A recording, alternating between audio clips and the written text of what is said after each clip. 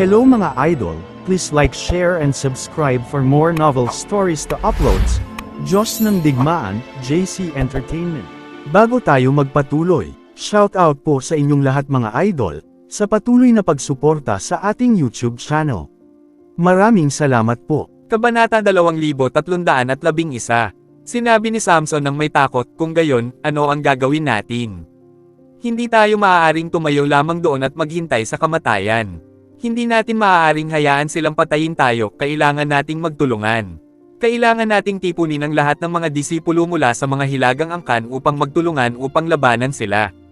Hindi mahalaga ang mga halimaw o kayamanan, ang ating buhay ang pinakamahalaga. Tama si Samson, sa sitwasyon ngayon, hindi na nila kaakit-akit ang lahat ng kayamanang iyon. Buhay nila ang pinakamahalaga, at ang pagsiguro na kumita rin ang kanilang mga angkan. Dahil sa walang pakundangang pagtatangka ng corpse pavilion na patayin ang lahat, kung hindi sila agad kikilos, lahat sila ay malalagay sa malaking panganib. Sila ay magiging lubos na disbentaha at walang paraan para mabago ang sitwasyon. Lumingon si Jack sa kanilang tatlo, may paraan ba kayong tatlo para ipaalam sa iba pang mga disipulo mula sa inyong mga angkan? Tumango si Hayden, may ideya ako. Mayroon akong sound transfer array kasama si Graham. Habang sinasabi niya iyon, kumuha siya ng isang ceiling array na kasing laki ng isang palad mula sa kanyang storage ring. Alam ni Jack kung ano iyon. Ang mga array na tulad niyan ay napakamahal, hindi kayang bilhin ng mga ordinaryong tao. Gayunpaman, mayroon itong gamit sa mga mahahalagang panahon. Hanggat ang mga spirit crystal ay inilalagay sa labas ng pormasayon, maaari silang magpadala ng tunog sa kalawakan. Hindi na nila kayang isipin pa ang gastos sa puntong iyon, at kumuha si Hayden ng ilan pang spirit crystal, at inilagay ang mga ito roon. Nagsimulang lumitaw ang iba't ibang mga selyo, at sa dalawang paghinga, sinabi ni Hayden sa hanay, Graham. May nangyaring masama, nandito na tayo ngayon sa... Biglang natigilan si Hayden dahil doon. Hindi niya alam kung paano niya maipapahayag ang posisyon niya kay Graham. Tutal, hindi naman sila pamilyar sa lugar na iyon. Kumunat ang noo ni Jack bago sinabing, nakarating na tayo ng mga 30 kilometro. Dahil ang Netherworld Mountain ang palatandaan, nasa kanluran tayo. Maaari kang maglagay ng signal kapag nandito ka na. Iyon lang ang paraan para mailarawan nila ang kanilang posisyon. Matapos maipadala ang boses, naipadala pabalik ang boses ni Graham pagkatapos ng halos 5 paghinga, naiintindihan ko, pupunta ako agad doon. Pagkatapos noon, medyo nakahinga ng maluwag si Hayden. Napaluhod siya sa sahig dahil sa pagod. Bilang isang mandirigma, hindi talaga siya takot sa kamatayan. Nakita na niya ang kanyang mga kapwa-disipulo na pinapatay ng tao o hayop. Gayunpaman, iba ito kaysa dati, ito ay pagpatay ng walang pag-asa. Wala sana ni isa sa kanila ang makakaligtas. Habang iniisip iyon, biglang naramdaman ni Hayden na parang may pumulupot sa kanyang leeg, na para bang maaari siyang mamatay anumang oras. Habang sila ay nakakaramdam ng matinding kaba, biglang inangat ni Jack ang kanyang ulo, tumingin sa isang tuyong puno bago ito biglang nag-react. Nagulat silang tatlo at agad na tumakbo sa likuran ni Jack. Nanginig si Samson habang sinasabi niya, Jack, may nakita ka ba? May panganib ba? Kumunat ang noo ni Jack, may nararamdaman ako kung ano sa sanga ng punong iyon. Naglakad si Jack papunta sa puno. Masyadong mabilis ang kilos ni Jack. Labis pa rin ang pagkabalisa ng tatlo. Kahit na nag-aatubili sila, sumunod pa rin sila sa likuran. Kabanata 2312. Isa itong tuyong puno na walang natitirang senyales ng buhay. Ito ay halos kasing taas ng 2 tao. Ang puno ay sobrang tuyo na, sa paghawak pa lamang sa puno, ay malalaglag na ang mga patong ng tuyong balat. Hindi pinansin ni Jack ang mga taong nasa likuran niya. Dahan-dahan siyang lumuhod, nakatitig sa mga ugat ng puno. Tumingin silang tatlo sa kinaroroonan ni Jack at wala silang napansing kakaiba. Ang mga ugat ay tila katulad lamang ng ibang bahagi ng puno. Hindi alam kung gaano na ito katagal na matay. Ang puting balat ay nagpapahiwatig ng mga nakalipas na panahon. Dahil wala pang sinasabi si Jack, ang tatlo pa ay hindi nang ahas na gumawa ng anumang pabaya na galaw. Nakatitig lang silang tatlo sa kung saan nakatingin si Jack. Gayunpaman, kahit anong itsura nila, wala silang makitang kakaiba dito. Matapos lumuhad ng matagal, dahan-dahang tumayo si Jack. May kakaibang tingin ang mga mata niya, ano ang saysay ng paggawa nito? Mayroon bang espesyal sa lugar na ito? Pagkatapos niyang sabihin iyon, tumangala siya upang tingnan ang kanyang paligid. Wala pa ring katapusan at kulay dugong mundo. Tila walang anumang espesyal doon, walang anumang bagay na makakaakit ng atensyon ni Jack. Kumunat ang noo ni Isaiah at nagtanong, ano ang saysay ng ano? Jack, ano ang natagpuan mo? Kumunat ang kilay ni Jack, at sinabi sa payak na tono, Evil Blood Thunder, may naramdaman akong hiwa nito sa mga ugat ng punong ito. Ito rin ang kuryenteng naramdaman ko sa katawan ni Reeve. Maingat na sinuri ni Jack ang bangkay ni Reeve, lalo na ang kuryente sa paligid ng kanyang dibdib. Kung hindi iyon ang naging referensya, hindi sana napansin ni Jack ng ganoon katumpak ang kakaibang pangyayari. Nag-iwan lang ng kaunting kuryente ang lalaking nakamaskara sa paligid ng punong iyon, marahil ay bakas lamang. Kaya naman lalong pinag-ibayo ni Jack ang kanyang atensyon, sinusubukang tingnan kung may kakaiba sa paligid nila. Gayunpaman, matapos ang mahabang paghahanap, wala siyang napansin. Posibleng isa lamang itong marka. Sa mga salita ni Jack, ipinadala nilang tatlo ang kanilang mga pandama sa mga ugat ng puno, at totoo nga, napansin nila ang mga labi ng Evil Blood Thunder. Napakadilim ng ekspresyon ni Hayden, ano ba ang gusto ng walang kwentang to? Talagang may layunin siya. Dahil sa pagkamatay ng kanilang mga kapwa-disipulo sa ganitong kalupit na paraan, natural lamang na labis na nalungkot sina Hayden at ang iba pa. Bukod sa kanila, posible ring atakihin sila ng grupo ng mga baliw na magiging dahilan upang lalong magkimkim ng puot ang grupo. Wala silang kumpiyansang talunin ang lalaking nakamaskara. Kahit na naroon si Jack, nagtutulungan ang kanilang mga kalaban. Dahil apat lang sila, tiyak na hindi sila mapapasama sa magandang kalagayan.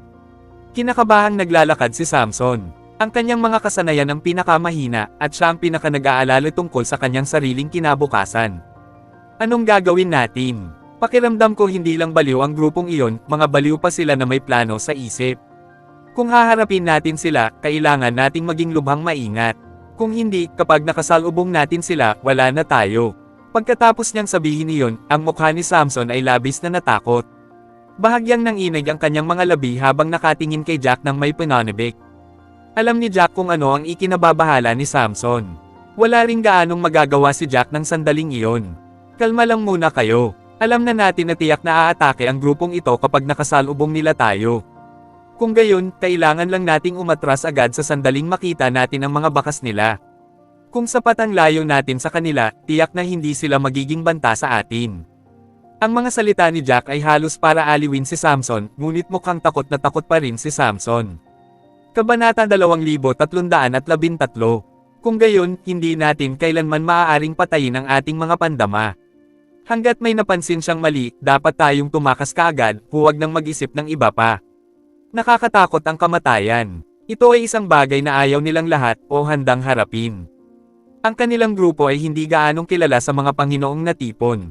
Sa hidden place for resources, ngunit sa loob ng kanilang sariling mga angkan, kabilang sila sa mga piling tao. Sila ay alinman sa mga panloob o piling disipulo sa loob ng kanilang mga angkan. Mga normal na informal na disipulo o mga mananakbo, at karamihan sa iba pang mga panloob na disipulo ay hindi kailanman maglalakas loob na hamakin sila. Palagi silang binabati ng may paggalang, at mayroon silang sariling magandang kinabukasan na inaabangan. Kaya naman, wala ni isa sa kanila ang handang mawala ng buhay sa isang lugar na tulad nito. Bahagyang nanginginig ang buong katawan ni Isaiah dahil patuloy siyang binabaha ng maputlang mukha ni Reeve sa kanyang isipan. Kalahating araw pa lang ang nakalipas, nagbibiro na si Reeve sa kanilang lahat. Hindi niya inaasahan na sa susunod nilang pagkikita, ang walang pakialam at mapaglarong top internal disciple na iyon ay mauuwi sa isang bangkay. Mabilis siyang namatay, sa isang tama lang. Hindi man lang siya nagkaroon ng pagkakataong lumaban. Masyado itong malupit. Huminga ng malalim si Isaiah ng ilang beses para pakalmayan ang sarili. Gayunpaman, hindi pa rin mapakali ang tibok ng puso niya. Maya-maya, sinabi niya kay Jack, Jack, may dahilan talaga kung bakit siya nag-iwan ng marka rito. Maaaring may kakaiba rito na hindi natin napapansin. Dahil ang investigasyon natin ay nasa ibabaw pa lamang. Bakit hindi natin imbestigahan ng detalyado para masubukan natin at makita kung ano ang ginagawa niya? Tumango si Jack, tama ka, pero sa tingin ko ay hindi lang basta nag-iwan ng marka ang lalaking nakamaskara. Baka makakita rin tayo ng mga katulad na marka rito. Pagkatapos niyang sabihin iyon, isang pagsabog ang narinig. Parang may mabilis na patungo sa kanila. Napaatras silang apat sa gulat, at ang kanilang mga mata ay napatingin sa pinanggalingan ng tunog. Isang gwapong lalaking nakasuot ng berdeng robe ang tumatakbo papalapit sa kanila, kasama ang tatlo pang iba sa likuran niya. Ang lalaki ay wala pang 150 metro ang layo mula sa kanila. Nang makita iyon, si Hayden ay labis na naapektuhan. Nandito na si Graham, sa wakas nandito na siya. Kapag kasama ko kayong dalawa, malamang hindi na ako mamamatay. Napapanatag ng husto si Hayden nang makitang si Graham. Tinaas ni Jack ang kanyang kilay, iniisip ang sound transfer array na kinuha ni Hayden kanina. Napakamahal ng mga kagamitang iyon. Karaniwan, hindi maaaring maging pagmamay-ari ng mga regular na disipulo ang mga iyon. Kahit na isa si Hayden sa mga nangungunang internal disciple sa Thousand Leaves Pavilion, wala pa rin siyang perang pambili ng ganoong bagay.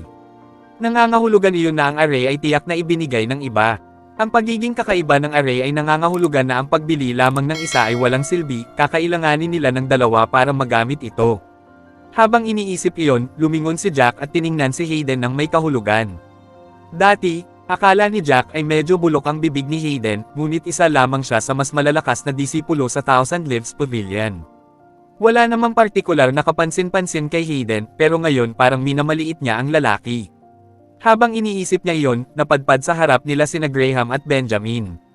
Nang makita ni Graham si Jack, bahagyang nanliit ang mga mata nito, halatang gulat. Bago tayo magpatuloy, shoutout po sa inyong lahat mga idol, sa patuloy na pagsuporta sa ating YouTube channel. Maraming salamat po. Kabanata 2314. Gayunpaman, hindi siya kailanman naging isang taong may partikular na ekspresyon, kaya pinigilan niya ang kanyang pagkagulat. Ang mga taong nasa likuran niya ay malinaw na walang kontrol tulad ni Graham.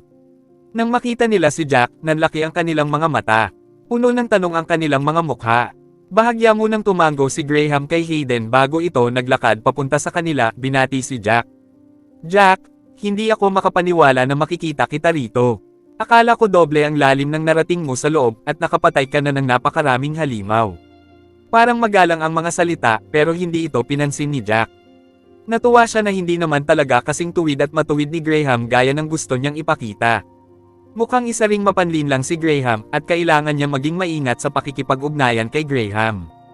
Tumango lang ng bahagya si Jack, sabay tingin kay Hayden.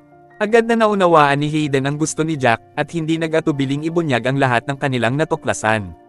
Madilim ang ekspresyon ng mukha ni Graham. Nang matapos si Hayden, seryosong sinabi ni Graham, sa totoo lang, may napansin din akong ilang bangkay papunta rito.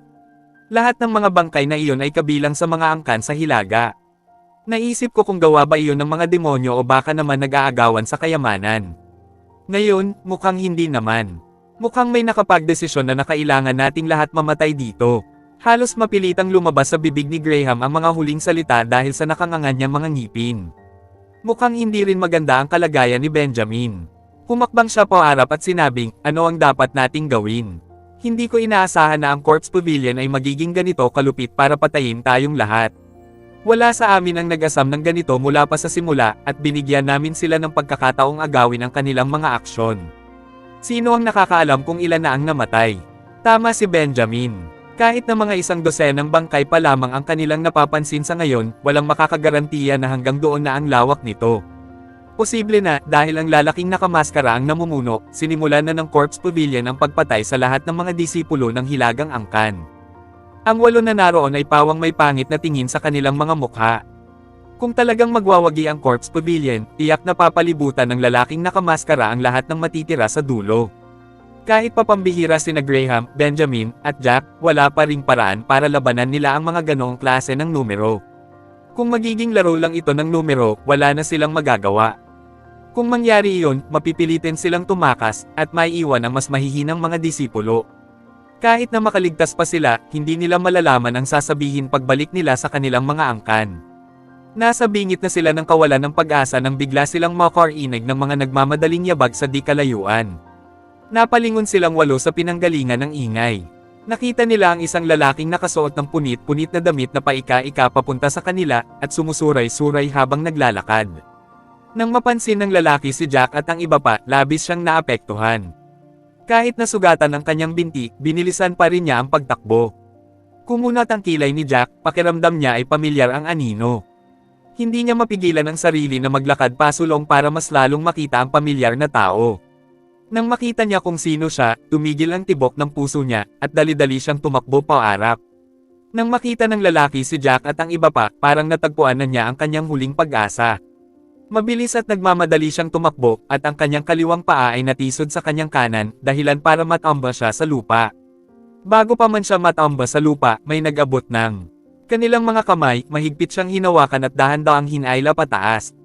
Kabanata 2315. May bahid ng pag-aalinlangan si Jack sa kanyang boses, Nelson. Sa sandaling iyon, si Nelson ay nasa napakasamang kalagayan. Ang kanyang mga damit ay puno ng dugo, ang kanyang katawan ay punit-punit ng isang hindi kilalang sandata. Mukhang nasa mas malala pa siyang kalagayan kaysa sa isang pulubi sa tabi ng kalsada. Nawala na niya ang lahat ng bakas ng kanyang karaniwang marangal na kilos. Mahigpit na hinawakan ni Nelson ang braso ni Jack, bahagyang nanginig ang kanyang mga labi, Jack. Sa wakas ay nahanap na rin kita. Sa sandaling iyon, naabutan na sila ng iba pa. Nang makita ni Isaiah na si Nelson ang napiling disipulo, nanlaki ang kanyang bibig sa gulat, hindi makapaniwala sa kanyang nakikita. Agad siyang lumuhod, hinawakan si Nelson gamit ang dalawang kamay, anong nangyari? Bakit ka nasugatan ng ganito? Simpleng pagsusuri ang ginawa ni Jack sa mga pinsala ni Nelson. Ang ikatlong bahagi ng kanyang mga sisidlan ay sira na, at hindi mabilang ang kanyang mga sugat, malalaki at maliliit. Mayroon pang ang dalawang belang buto. Ang katotohanang nakarating si Nelson sa lugar na ito ay isang patunay na siya ay nabubuhay. Wala nang lakas si Nelson para sagutin ang mga tanong ni Isaiah. Alam na alam ni Jack kung gaano kasakit ang nararamdaman ni Nelson sa sandaling iyon. Tumangala siya kay Isaiah, mayroon ka bang gamot para sa paggaling, ako? Baka sa mukha ni Jack ang labis na pag-aalala nang marinig niya si Nelson. Agad na naintindihan ni Isaiah ang iniisip ni Jack nang makita niya ang ekspresyon nito at hindi na niya pinagtuunan ng pansin ang problema. Inabot niya ang kanyang imbakan, kumuha ng dalawang gamot para sa paggaling, at isinilid sa bibig ni Nelson.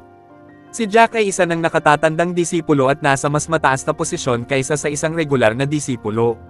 Gayunpaman, alam ni Isaiah na ilang araw pa lamang naging matandang disipulo si Jack, kaya walang paraan para magkaroon siya ng anumang kayamanan.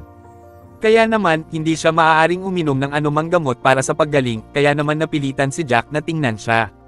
Pagkatapos uminom ng tableta, medyo kumalma ang ekspresyon ni Nelson. Tinulungan ni Jack at Isaiah si Nelson na makaupo, at sinimulang ipikit ni Nelson ang kanyang mga mata upang magnilay-nilay at magpagaling. Pagkalipas ng 2 oras, nagsimulang gumaling ang mga pinsala ni Nelson. Kahit na malubha pa rin ang kanyang pinsala, nilinis na niya ang kanyang isipan para simulan ang pagsagot sa mga tanong. Lumapit sina Graham at ang iba pa, nagtanong ng ilang bagay tungkol sa mga pinsala ni Nelson bago isang tinanong siya kung ano ang nangyari. Kumunat ang noo ni Nelson. Simula nang umalis ako sa pinanggalingang lugar, plinano ko nang pumatay ng ilang mga halimaw at posibleng makakuha ng ilang magagandang kayamanan. Sa daan, nakilala ko ang ilang kapwa-disipulo at bumuo ng isang maliit na alyansa. Ang maliit na alyansa ay binubuo ng 5 sa amin, 3 mula sa Dul Sovereign Pavilion at 2 mula sa Thousand Leaves Pavilion. Sa hindi malamang dahilan, may kakaibang ekspresyon sa mukha ni Nelson nang banggitin niya ang alyansa. Kahit na napansin ito ng karamihan sa kanila, wala ni isa sa kanila ang pumutol sa kanya. Nagpatuloy si Nelson, sama-sama kaming 5 na sumulong, pinapatay ang mga demonyong halimaw na makakasalubong. Ang paglalakbay ay puno ng mga sorpreso ngunit hindi naman naging lubhang mapanganib. Gayunpaman, 2 oras na ang nakalipas, bigla naming nakasalubong ang isang malaking grupo ng mga disipulo mula sa Corpse Pavilion. Nanginginig ang mga kamay ni Nelson habang inaalala ang pangyayari. Hindi niya mapigilan ang takot at galit. Tila nasaksihan niya mismo ang pagpatay. Wala akong ideya kung gaano karaming disipulo ang kasama ng lalaking nakamaskara. Gayunpaman, alam kong walang paraan para sa aming 5 na makalaban sa ganito karami sa kanila. Bukod pa rito, dahil ang lalaking nakamaskara ang namumuno, malamang madali nilang magagawa ang anumang gusto nila. Kaya, iniwasan naming 5 na maghanap ng anumang gulo sa kanila.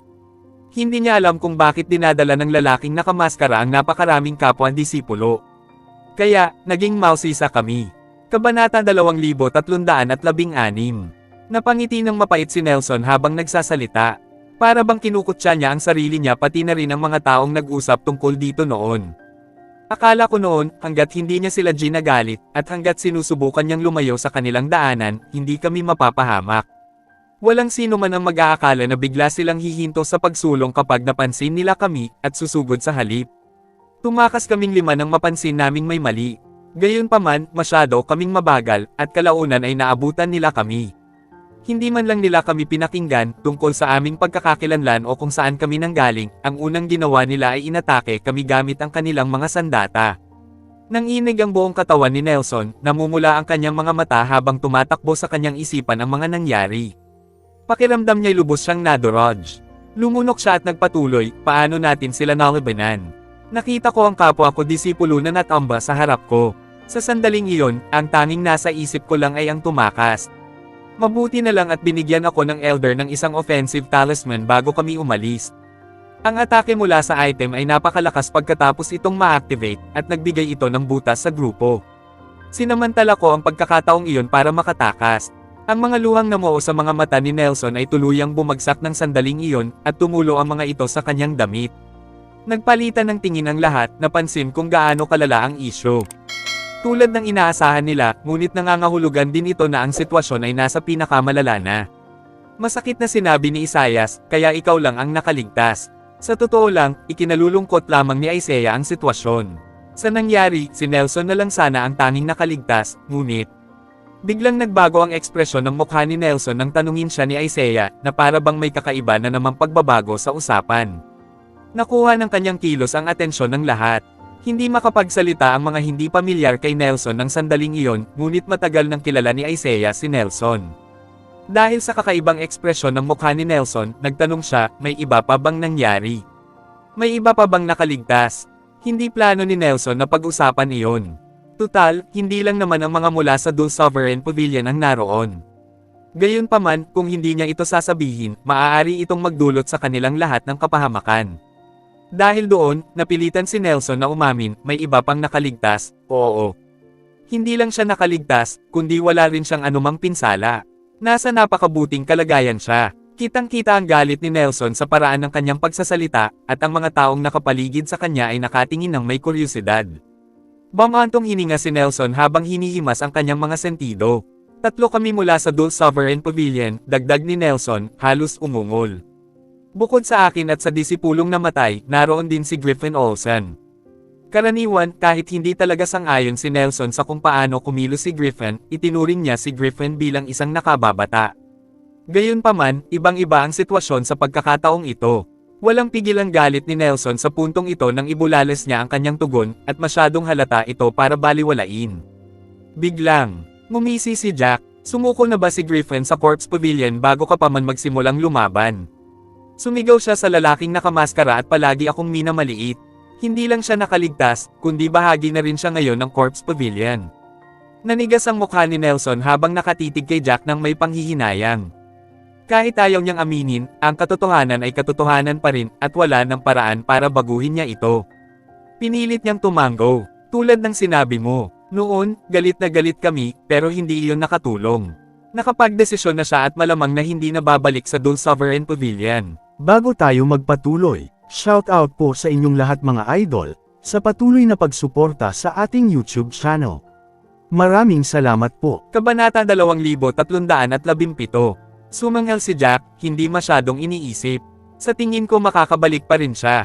Hanggat mamamatay tayong lahat dito, walang makakapagpatunay sa ginawa niya. Natural lang na makakabalik siya ng ligtas at maaaring makatanggap pa ng malaking gantimpala. Halatang nagalit ang iba dahil dito. Kahit na mahirap para sa kanila na punahin ang sitwasyon, dahil naroon ang katayuan ni Griffin pati na rin ang iba pa mula sa Dul Sovereign Pavilion, tahimik pa rin nilang kinasusuklaman ang mga ginawa ni Griffin. Kahit ang mga walang kwentang tao ay kamumuhian ang mga taong alam lang kung paano makialam sa iba kapag may mga hamon na dumating. Nagngingit-ngit si Isaiah habang sinasabing, sumusobra na siya. Iba ang nagawa niya dati, pero sa nagawa niya ngayon. Tama na, singit ni Jack habang itinataas ang kamay, hindi na natin dapat sayangin ang oras natin sa pag-uusap tungkol sa kanya sa puntong ito. Dahan-dahang tumayo si Jack at lumingon kay Graham. Mayroon ka bang paraan para makipag-ugnayan sa iba? Dahil tinitipon nila ang kanilang mga puwersa laban sa atin, ang pinakamahusay nating magagawa ay tipunin ang bawat natitirang tauhan natin. Matigas na tumango si Graham, dali-daling kinuha ang sound transfer array at kinontak ang lahat. May paraan din ng Dul Sovereign Pavilion para ibahagi ang lokasyon nito, ngunit kumpara sa sound transfer array, mas simple ito. Gayunpaman, naging kapaki-pakinabang pa rin ito. Matapos mabilis na makontak ang lahat sa loob ng 15 minuto, na ipaalam na nila sa lahat ng maaaring kontakan. Pagkalipas ng halos 2 oras, natipon na ang lahat ng mga natitirang disipulo ng Hilagang Angkan. Mayroon pang ang mga nagpilit na lumapit sa kabila ng iba't ibang pinsala. Matapos nilang magbilang, napansin nila na 25 na lang ang natitira. Nang pumasok sila sa Hidden Place for Resources, ang hilagang angkan ay nakapagdala ng kabuoang 70 disipulo. Ang mga natalo ay mahigit 2 na. Isa itong napakalaking kawalan. Bukod pa rito, hindi garantisado na lahat ng 25 sa kanila ay makakaligtas. Ang sitwasyon ay nasa isang napakalubhang kalagayan na. Matapos magtipon ang lahat, medyo hamupa na ang nakakabahalang pakiramdam. Abala si Graham sa pag-aliw sa iba pang mga disipulo, habang si Jack ay pumili ng isang liblib na lugar at isinama rin si Nelson. Umupo siya sa tabi ni Nelson at ginamo ang mga sugat ni Nelson nang hindi nagsasalita. Walang magawang tiningnan ni Nelson si Jack. Sabihin mo sa akin, makakaligtas ba tayo? Habang sinasabi niya iyon, may bahid ng kawalan ng pag-asa at kawalan ng pag-asa ang nakapalibot sa kanya. Naunawaan ni Jack ang naramdaman niya matapos gumaling ang mga pinsala, ibinahagi ni Jack kay Nelson ang tungkol sa pagkamatay ni Rave. Malapit sina Nelson at Rave, at nang sa wakas ay mabalitaan ni Nelson ang kanyang pagpanaw, bumagsak ang kanyang morale sa isang panibagong antas. Umiling si Jack. Walang saysay ang pag-iisip tungkol sa lahat ng ito ngayon, mas mabuting ituon mo ang iyong pansin sa paggaling. Sa sandaling iyon, maririnig ang boses ni Graham mula sa malayo, halika, Jack. Pag-usapan natin ang susunod nating gagawin. Bumantong hininga si Jack sa inis. Sa totoo lang, ayaw niyang pag-usapan ang kahit ano kay Graham. Pakiramdam niya kahit mukhang perpektong Ginoo ang lalaki sa panlabas na anyo, sa totoo lang, hindi naman pala siya ganoon kabuti. Sa kasamaang palad, sa sandaling iyon, napilitan silang magtulungan, at ang pananatili bilang isang grupo ang pinakamabuting pagpipilian. Dahil doon, napilitan siyang maglakad papunta kay Graham. Nag-aalalang sinabi ni Graham, Jack, ano sa tingin mo ang layunin niya? Bahagyang natawa si Jack. Hindi mahirap hulaan iyan. Kabanata 2318. Nakakunot ang noo ni Graham habang seryosong nakatingin kay Jack. Nakatitig si Jack sa malayo, pinagmamasdan ang walang katapusang kulay ng dugo sa abot tanaw. Nahulog ang kanyang malalim na pag-iisip, at pagkaraan ng ilang sandali, sa wakas ay ibinuka niya ang kanyang bibig at nagpatuloy, gusto niya tayong patayin. Tutal, may mga benepisyo naman ang pagkamit niyan.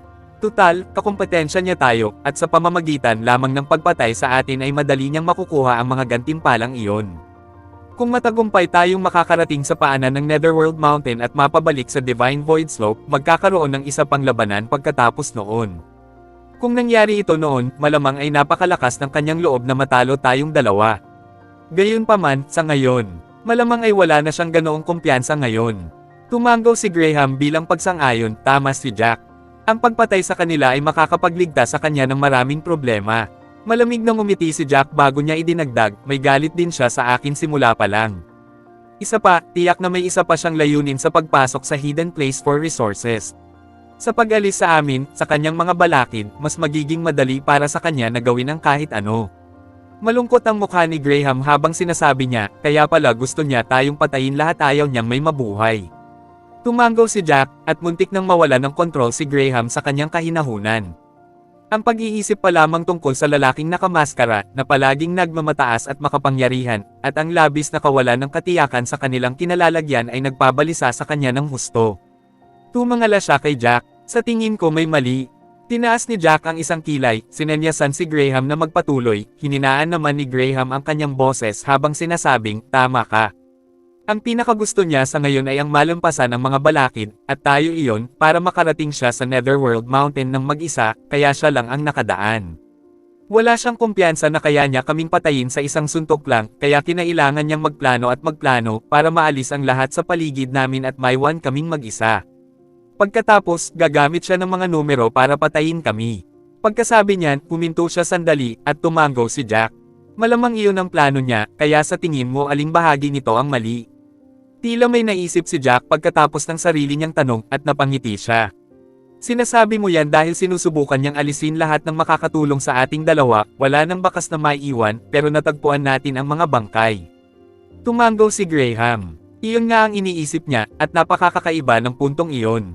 Kung talagang plano ng lalaking nakamaskara na patayin ang lahat, at tanging sila lang ni Jack ang iiwan sa huli, hindi niya hahayaang mapagtanto nilang may kakaiba. Gayunpaman, matapos niyang patayin ang mga disipulo ng hilagang angkan, hinayaan niya ang iba na mag-amok, hindi na nag-abalang linisin ang anumang bakas at nagpakita ng lantaran. Malinaw na wala siyang pakialam kung makita ito ni Graham at ng iba pa. Mabigat na tanong iyan. Bago pa natin linawin ang puntong ito, pakiramdam ko ay wala nang basehan ang hula mo kanina. Tama si Graham, at sumang-ayon din si Jack sa sinabi niya. Ngumiti si Jack, hindi sinagot ang tanong ni Graham at, sa halip, binanggit ang mga nakatagong bakas ng kuryente sa nalalantang puno. Naguguluhan na sabi ni Graham, nag-iwan siya ng bakas ng Evil Blood Thunder bilang marka, at sa tingin mo ay higit pa sa isa ang mayroon. Ano ang kinalaman nito sa mga nauna mong hinala? Tumangala si Jack at same time na sinabi, talagang may kinalaman ang dalawa. Tama ka nga kanina, dahil gusto niyang patayin ang lahat ng nasa paligid natin at tapusin tayo sa huli, hindi niya sana tayo pinapansin. Gayunpaman, ang totoo ay tila sinasadya niyang hayaan tayong mapansin ito. Gusto niyang ipakita ang lahat sa harap natin, kaya tiyak na may kung ano sa likod nito. Ano man ang mga iyon, ang kanyang mga layunin ay para makita natin lahat. Kabanata 2319. Napakaraming kamangha-manghang bagay sa Divine Void Slope, kaya sino ba ang hindi gugustuhin ang mga ito? Siyempre gusto niya ang lahat ng ito para sa kanyang sarili, at kung ganoon nga, kailangan muna niya tayong lahat na mawala. Hindi pa rin lubos na matanggap ni Graham ang lahat ng sinabi, at nababalutan ng pagdududa ang kanyang mga mata. Bahagyang ngumiti si Jack habang naglalakad pasulong, ipinatong ang kamay sa balikat ni Graham. Dahil malinaw naman ang kanyang layunin, lahat ng ginawa niya ay para makatulong sa layuning iyon. Ang pag-iwan niya ng marka ay para rin sa layuning iyon. Kahit hindi pa niya alam ang buong detalye, basta't makakakuha tayo ng mas maraming ebidensya, natural na lalabas ang sagot. Tumango si Graham, hindi lubos na naintindihan. Bigla silang natahimik, at wala ni isa sa kanila ang nagsalita. Pareho silang malalim ang iniisip, ngunit tila mas kalmado ang ekspresyon ni Jack, habang ang kay Graham ay mas madilim. Labis siyang nag-aalala sa susunod na mangyayari. Pagkaraan ng mahabang panahon, sa wakas ay nagsalita si Graham, kung gayon, ano ang dapat nating gawin pagkatapos nito? Naglakad si Jack ng 2 hakbang pasulong. Maghahanap ng ano? Hanapin ang iba pang mga markang naiwan ng lalaking nakamaskara. Kapag nakahanap na tayo ng sapat na bilang ng mga ito, malalaman natin. Bukod pa rito, kailangan mong tandaan na ang ating layunin sa pagkakataong ito ay hindi paghihiganti kundi ang paglampas sa entablado.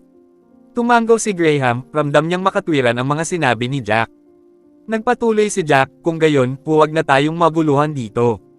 Kung gusto nating makahanap ng mga sagot, kailangan muna nating hanapin ang iba pang mga marka. Pagkatapos niyan, magpapatuloy tayo sa pagsulong, hindi natin basta-basta maaaring ibigay ang libreng pasa sa lalaking nakamaskara.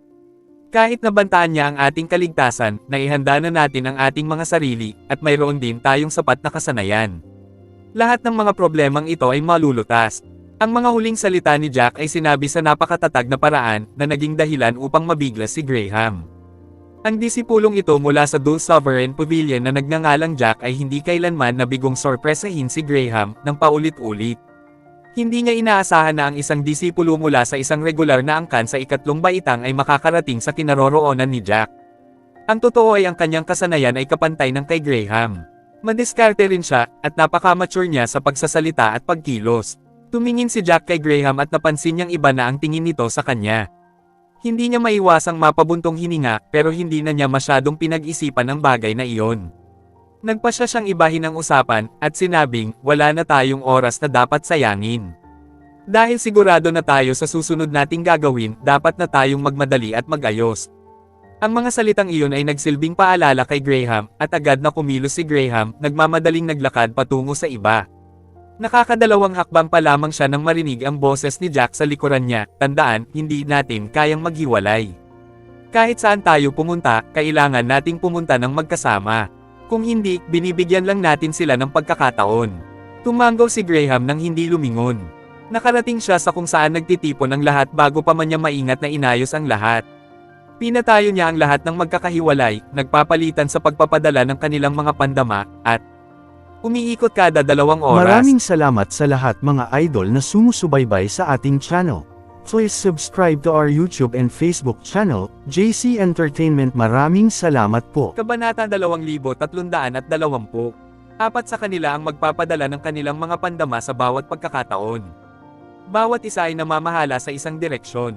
Sa ganoong paraan, napapanatili nila ang kanilang aura at tunay na enerhiya habang pinapataas din nila ang kanilang katumpakan. Matapos ayusin ang lahat, nagpasya sila sa direksyon kung saan sila uusad.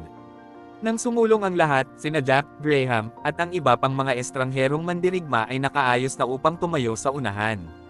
Talagang naramdaman nila ang lakas ng pagkilos bilang isang grupo noon, at lahat ay nakaramdam ng seguridad.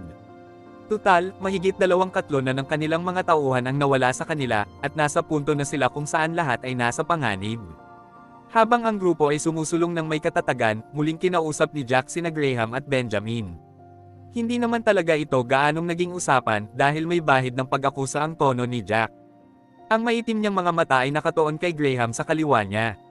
Graham, bilang isa sa nangungunang 5 napiling disipulo sa Thousand Lives Pavilion, tiyak na mayroon kang pabor mula sa mga matatanda at pinuno.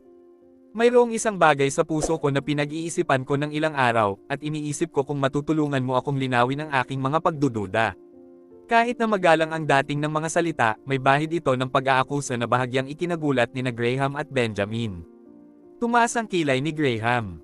Kung may alam ako, sasabihin ko sa iyo. Pero, kung may kinalaman ito sa mga sikreto ng angkan, hindi talaga kita matutulungan. Parang hindi malinaw ang mga salita, ngunit hindi alintana ni Jack. Magaan siyang ngumiti habang sinasabi, ano ang plano ng Thousand Lives Pavilion? Bakit nila hinayaan ang Corpse Pavilion na makapasok sa lugar na ito? Nadama ba ng mga panloob at panlabas na elder ng Thousand Lives Pavilion na magiging mabait ang mga disipulo ng Corpse Pavilion para hindi tayo saktan? Malaking bahagi ng nangyayari ngayon ay dahil pinayagang makapasok ang Corpse Pavilion. Kung kaming mga hilagang angkan lang ang nakapasok, hindi sana lumala ang sitwasyon hanggang sa puntong ito kahit ano pa man ang nangyaring kaguluhan. Ang mga salita ni Jack ay lubhang makahulugan, at naging dahilan ito upang magbago ang ekspresyon ni Graham at Benjamin. Isa itong tunay na tanong na hindi maaaring palampasin, at tama si Jack. Kung hindi pinayagang makapasok ang Corpse Pavilion, hindi sana nangyari ang sakuna na ito. Hindi sana sila nawala ng ganito karaming disipulo. Ang pag-iisip pa lamang sa walang dugong mukha ni Reeve ay nagdulot ng pagkulo ng galit ni Jack. Hindi niya talaga maintindihan ang sinusubukang gawin ng Thousand Lives Pavilion. Sa Mount Beasts, napansin ng Thousand Lives Pavilion na tinatakpan ng Corpse Pavilion ang lugar, ngunit umakto silang parang walang nangyari, hindi pinapansin ang mga disipulo sa Mount Beasts. Para bang walang kwenta ang mga buhay na iyon para sa kanila. Kailangan ng permit para makapasok sa Hidden Place for Resources, at 180 lang sila. Wala pa nga silang sapat para ipamahagi sa kanilang mga sarili, pero inilalabas nila ang kalahati para sa mga angkan sa timog. Hindi maintindihan ni Jack ang kanilang mga kilos. Bumantong hininga si Graham habang sumasagot, kahit medyo naiinis, ang pavilion na gumagawa nito ay natural na may sariling mga dahilan pati na rin ang kanilang mga plano. Tutal, ang mga elder at disciple mula sa Thousand Lives Pavilion ay hindi mga handal. Walang paraan na ginagawa nila ang lahat ng ito nang walang mabuting dahilan, tiyak na mayroon silang isang napaka-espesyal na layunin. Nang marinig ang lahat ng iyon, hindi napigilan ni Jack ang pangungutya sa kanyang mga salita at dumilim ang kanyang mukha. Sa tingin mo ba ay sapat na ang ganoong paliwanag para sa lahat? Kahit na sinasadya nating hinaan ang ating mga boses at walang ibang nakakarinig sa ating sinasabi, sa tingin mo ba talaga ay hindi nila iniisip ang parehong mga bagay sa loob-loob nila? Napakaraming tao na ang namatay, at karamihan sa kanila ay mga piling tao mula sa iba't ibang angkan. Anong klaseng plano ang karapat-dapat isakripisyo sa buong buhay nila? Please subscribe and hit the notification bell for more novel stories. JC Entertainment.